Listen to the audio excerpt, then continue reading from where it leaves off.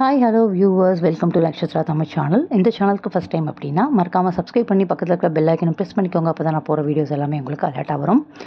Part 1ல் சென்னையில் one day டூரில் first part நம்ம பார்த்தோம். ஒரே நாளில் நிறைய கோயில்களுக்கு நம்மளால் போக முடியும். இப்போ வெக்கேஷனும் ஸ்டார்ட் ஆகிடுச்சு. குழந்தைங்கள்லாம் ஸ்கூல் முடிஞ்சு லீவும் விட்டுருப்பாங்க. இப்போ பார்த்திங்கன்னா நீங்கள் ஃபேமிலியோட வெளியில் போகணுன்னு நினைப்பீங்க.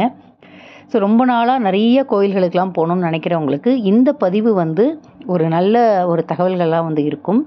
வயசானவங்க இருக்காங்க, வீட்டில் பெரியவங்க இருக்காங்க, கோயிலுக்கு கூட்டிகிட்டு போனோம் அப்படின்னா சென்னையில் பார்த்திங்கனாக்கா தக்கோலம் குரு பயிற்சி வருதுனால நாங்கள் ஃபஸ்ட்டு எப்படி ஆரம்பித்தோன்னா தக்கோலம் போய் குருவை பார்த்தோம். இந்த கோயிலை பற்றி நான் நிறைய சொல்லியிருக்கேன் உங்களுக்கு. சிவன் சுயம்புவாக உருவான சிவன். கலர் மாறும், 6 மாதத்துக்கு ஒருத்தர் சிவனோட கலர் மாறும். இங்கே குரு ஸ்தலமாக இருக்குது. குரு ரொம்ப ரொம்ப சக்தி வாய்ந்த குருவாக இங்கே அருள்பாலிக்கிறாரு. அம்மன் அழகாக இருக்குது. இங்கே நந்தி வாயில் தீர்த்தம் வருதுன்னு சொல்கிறாங்க. ரொம்ப ரொம்ப பழமையான ஒரு அபூர்வமான கோவில் இது. நாங்கள் எங்கள் ஃபேமிலியோட தக்கோலம் முடிச்சுட்டு நேராக போயிட்டுருக்கிற ஊர் பல்லூர்.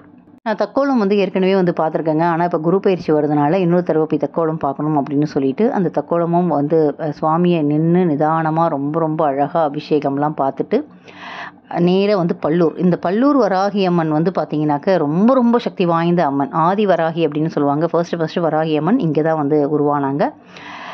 இங்கே தான் பிரதிஷ்டை பண்ணியிருக்காங்க. இந்த கோவிலுக்கு நான் போகணும் அப்படிங்கிறது ரொம்ப நாள் விஷயங்க. ரொம்ப நாள் விஷயம் போகணும். பல்லூர் போய் வராகி அம்மனா எனக்கு வராகி அம்மன் ரொம்ப ரொம்ப சக்தி வாய்ந்த அம்மன் இல்லையா. நம்மக்கிட்ட தீய சக்திகள் எதுவுமே வராமல் தடுத்து நம்மளை பாதுகாக்கிற ஒரு அம்மன். உங்களுக்கே தெரியும். நான் வாரம் வராகி அம்மனை போய் பார்க்குறது உண்டு.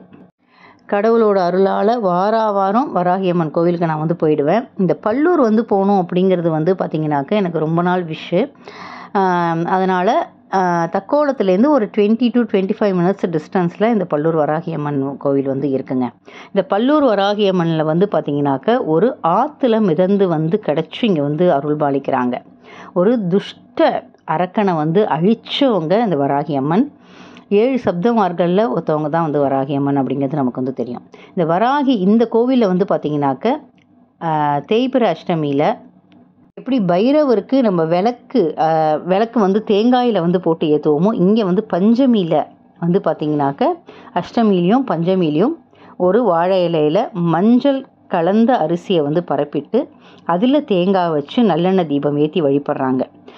நாங்கள் தினமுமே பார்த்திங்கனாக்க அம்மனுக்கு பூசணிக்கால விளக்கு நிறையா பேர் வேண்டிக்கிட்டு போடுறாங்க. இதை மாதிரி வெளியூர்லேருந்து வேண்டிக்கிட்டு வரவங்க எப்போ வர முடியுதோ அன்றைக்கி வாழை இலையில் மஞ்சள் கலந்த அரிசியை பரப்பி பூசணிக்காய் அங்கேயே விற்குது. அதை 2ஆக பொளந்து அதில் உள்ளதை குடஞ்சிட்டு நல்லெண்ணெய் ஊற்றி நல்ல கட்டை திரியாக போட்டு மஞ்சள் குங்குமம் இட்டு வேண்டிக்கிட்டாக்க என்ன குறைகள் இருந்தாலும் நிவர்த்தி ஆகும் அப்படின்னு சொல்கிறாங்க. அதே மாதிரி நம்ம வேண்டினது எதுவாக இருந்தாலும் நடக்கும்னு சொல்கிறாங்க. அதே மாதிரி இங்கே வரவங்கெல்லாம் அம்பாள்கிட்ட நிறைய கோரிக்கை வச்சு வேண்டிட்டு போகிறாங்க. அந்த கோரிக்கை நிறைவேறினோடனே இங்கே குடும்பத்தோடு அம்பாளுக்கு சிகப்பு கலர் புடவை சாத்தி அரளிப்பூ வச்சு சக்கரை பொங்கல் நைவேத்தியம் பண்ணுறாங்க. பண்ணிவிட்டு இதே மாதிரி விளக்கு போடுற பழக்கமும் இங்கே இருக்குது. அதே மாதிரி அம்பாளுக்கு வேண்டிட்டு வடை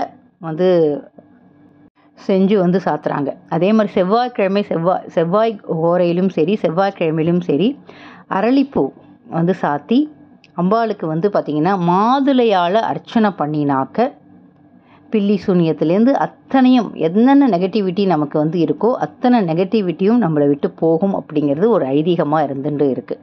இந்த கோவிலில் இன்றைக்குமே மாதுளையால் அர்ச்சனை நடக்குது. செவ்வாய்க்கிழமையில் வேண்டின்னு நிறைய பேர் பண்ணுறாங்க. முக்கியமான பஞ்சமி திதியில் நல்லெண்ணெய் தேங்காயில் நல்லெண்ணெய் ஊற்றி விளக்கேற்றுறதும் பூசணிக்காயில் எண்ணெய் ஊற்றி விளக்கேற்றுறதும் இங்கே ரொம்ப விசேஷமாக நடக்கிறது. அங்கே நிறைய குரங்கு இருக்குங்க. வராகி அம்மன் கோவிலில் நிறைய குரங்கு நடமாட்டம் இருக்குது. இதை முடிச்சுட்டு நேராக நாங்கள் வேறு ஒரு கோவிலுக்காக போகிறோம். அது என்ன கோவிலுங்கிறது அடுத்த பதிவில் தான் சொல்லுவேன். இதை முடிச்சுட்டு நாங்கள் நேராக போகும்போது ஒரு சில தெய்வம் பார்க்குறதுக்கு நம்ம ரொம்ப கொடுப்பனம் வேணும். நம்ம என்ன தான் தலைகீழ நின்று புரண்டாலும் நம்மளால் ஒரு சில கோவிலுக்கு போகவே முடியாது. சுவாமியே நம்மளை பார்க்கணும்னு நினச்சா மட்டும்தான் நம்மளால் அந்த கோவிலுக்கு போக முடியும். இப்போ நான் போகிறது பார்த்திங்கன்னா செகண்ட் டைம். இது வரைக்கும் நான் ஒரு தடவை தான் போயிருக்கேன். போகிற வழியிலே பார்த்திங்கனாக்கா நெமிலி 6 கிலோமீட்டர் அப்படின்னு போர்டை பார்த்தோம். அந்த வழியாக கிராஸ் பண்ணி தான் நாங்கள் அடுத்த ஊருக்கு போகணும். ஸோ நெமிலி வந்தாச்சு, பாலாவையும் பார்த்துட்டு போயிடணும் அப்படின்னு சொல்லிட்டு பாலாவை அவ்வளோ சீக்கிரம் பார்க்கவே முடியாது. நமக்கு உங்கள் எல்லாருக்குமே தெரியும், ஃபோன் நம்பர் இருக்குது. நான் ஃபோன் நம்பர் டிஸ்கிரிப்ஷனில் கொடுக்குறேன். போகிறதுக்கு முன்னாடி ஃபோன் பண்ணி கேட்டுட்டு தான் போக முடியும். நாங்கள் போன அன்றைக்கி கூட வந்து பார்த்திங்கன்னா முதல் நாள் வரைக்கும் கேரளாவை தான் வந்து போயிருக்காங்க. பாலாவை பற்றி நான் நிறைய ஆன்மீக சேனலில் நான் நிறைய பதிவு போட்டிருக்கேன். கேட்டது எல்லாம் வந்து கொடுக்கக்கூடியவள் பாலா, குழந்தை பாலா அப்படின்னு சொல்லுவாங்க. ரொம்ப ரொம்ப சக்தி வாய்ந்த தெய்வம். நம்ம என்ன ஆசைப்பட்டாலும் அது வந்து நிறைவேற்றி வைக்கும். அதே மாதிரி நம்ம குறைகள் அத்தனையும் வந்து தீர்த்து வைக்கும்.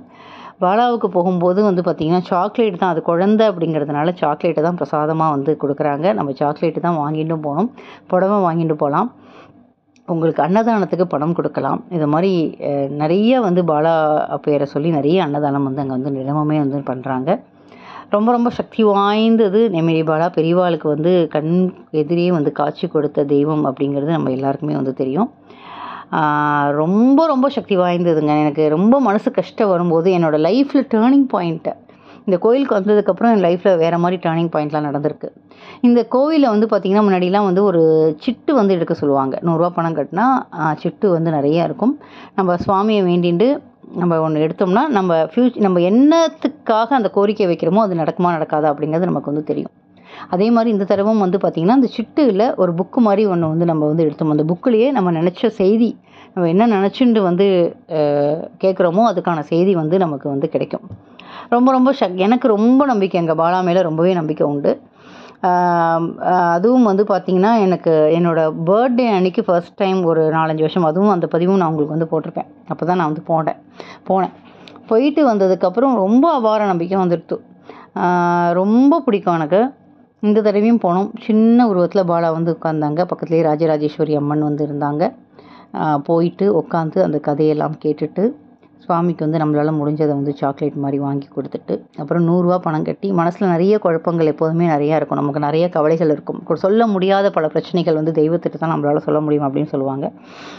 இது மாதிரி போயிட்டு அந்த புக்கும் வந்து நான் மாதிரி சிட்டு வந்து எடுக்கணுன்னே, இப்போ சிட்டுக்கு பதில் புக்குமா, உங்களோட என்ன கோரிக்கை இருக்கோ அந்த புக்கை நீங்கள் ஓப்பன் பண்ணாலே நீங்கள் என்ன மனசில் வந்து கேள்வி இருக்கோ அந்த கேள்விக்கான விடை வந்து கண்டிப்பாக வந்து நிறைவேறும் அப்படின்னு வந்து சொன்னாங்க. இங்கே வந்து பார்த்திங்கன்னா பாலா கவக்ஷம்னு ஒன்று கொடுக்குறாங்க, பாலா எந்திரம் ஒன்று கொடுக்குறாங்க, பாலாவுக்கான டாலர் ஒன்று கொடுக்குறாங்க. கண் திருஷ்டி உள்ளவங்க, நோய் வாய்க்கப்பட்டவங்க, குழந்தை வந்து கல்வியில் வந்து படிக்கணும்னு நினைக்கிறவங்க, கடன் பிரச்சனை நிறையா இருக்கிறவங்களுக்கு ஒவ்வொன்றுத்துக்கும் ஒவ்வொரு மாதிரி ஸ்லோகமும் வந்து இருக்குது. அதே மாதிரி ஒவ்வொன்றுத்துக்கும் ஒவ்வொரு பிரச்சனைக்கும் தீர்வும் வந்து இந்த கோவிலில் வந்து நமக்கு கிடைக்கிது. இந்த பாலா கோவிலோட நம்பரை நான் வந்து டிஸ்கிரிப்ஷன் பாக்ஸில் நான் கொடுக்குறேன், கண்டிப்பாக கொடுக்குறேன். நீங்கள் வந்து கண்டிப்பாக போகிறதுக்கு முன்னாடி நெமிலி போகணுன்னு ஆசை இருந்ததுன்னா கண்டிப்பாக அந்த ஃபோன் நம்பருக்கு ஃபோன் பண்ணிவிட்டு வரலாமான்னு கேட்டுட்டு வான்னு சொன்னாங்கன்னா தாராளமாக போகலாம். ஏன்னா பல சமயத்தில் அவங்க அந்த குழந்தைய தூக்கிட்டு ஊராக போவாங்க. ஒவ்வொரு ஊர் 3 மாதம் 4 மாதம்னு போயிட்டு நெமிலிக்கு வருது ரொம்ப ரேராக தான் இருக்கும். ஸோ இதான் அந்த புக்கு ஓப்பன் பண்ணோடனே ஆசைகள் நிறைவேறும் அப்படின்னு எனக்கு வந்தது. ரொம்ப நாளாக எனக்கு நிறைய டிசையர், நிறைய அச்சீவ் பண்ணணும், நிறைய ஒரு சில விஷயங்கள்லாம் இன்னும் பெண்டிங்கில் இருக்குது, அதெல்லாம் வந்து நிறைவேறும் அப்படின்னு பாலாவே சொன்ன மாதிரி இருந்தது.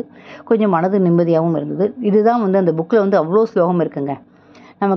நம்ம வீட்டில் யாராவது நோய் இருக்குது, அதை வந்து தீரணும் அப்படின்னு நினைக்கிறவங்க இந்த நோய் தீர்க்கும் இந்த கவசம், இந்த பதிகத்தை வந்து படித்தாலே தினமும் வந்து கண்டிப்பாக குறைகள் எல்லாம் தீரும். அதே மாதிரி குழந்தைங்க படிக்கணும் அப்படிங்கிறவங்களுக்கும் இருக்குது, ஒவ்வொன்றுத்துக்கும் இருக்குது. கடன் பிரச்சனை ரொம்ப இருக்குனாலும் அந்த கவசத்தை படித்தா அவங்களுக்கு வந்து கடன் பிரச்சனையும் வந்து தீர்றது.